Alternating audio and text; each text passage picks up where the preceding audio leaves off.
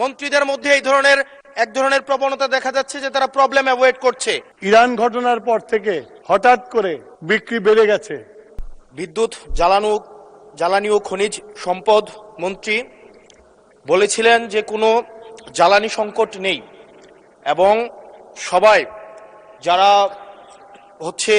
তেল সংগ্রহ করতে যাচ্ছে তারা যথাযথভাবে তাদের সেবা স্থান থেকে পাচ্ছে।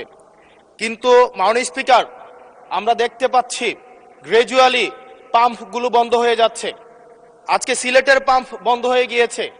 আমরা দেখছি যে রাস্তাতে লাইনের গাড়ির দীর্ঘ সারি এবং আমরা বারবার করে দেখতে পাচ্ছি যে সবাই প্রত্যাশিত সেবা পাচ্ছে না এবং কিন্তু দুঃখজনক বিষয় সরকার এই বিষয়টি এড়িয়ে যাচ্ছে এবং মন্ত্রী এই প্রবলেমটি অ্যাকনোলেজ করার পরিবর্তে মন্ত্রী আগের মতো আমরা যেভাবে অ্যাভয়েড অফ প্রবলেম মাননীয় সদস্য প্রবলেম যেভাবে আমরা অ্যাভয়েড করে যেতাম, মন্ত্রীদের মধ্যে এক ধরনের প্রবণতা দেখা যাচ্ছে যে তারা প্রবলেম অ্যাভয়েড করছে।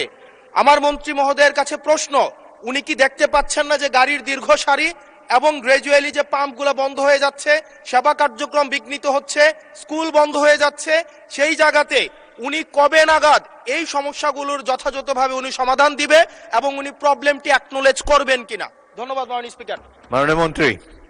স্পিকার, আমরা প্রতিটি পাম্পে যে পরিমাণ তেল প্রতিদিন দেওয়ার কথা সেই পরিমাণ তেল আমাদের পাম্পগুলোতে সাপ্লাই করা হচ্ছে, কিন্তু ইরান ঘটনার পর থেকে হঠাৎ করে বিক্রি বেড়ে গেছে। বিক্রি বাড়া যাওয়ার ফলে যে পেট্রোল পাম্পে যে পরিমাণে তেল দিতাম একদিন দেড় দিন লাগতো বিক্রি করতে, এখন 2 ঘন্টায় শেষ হয়ে যায়। সেই জন্য আপনার মানুষের যে প্যানিক বাইংটা শুরু হয়েছে, লাইন দেখা যায় কিন্তু পেট্রোল সাপ্লাই হয় না, এটা ঠিক না। পেট্রোল প্রতিদিন সাপ্লাই করা হয়।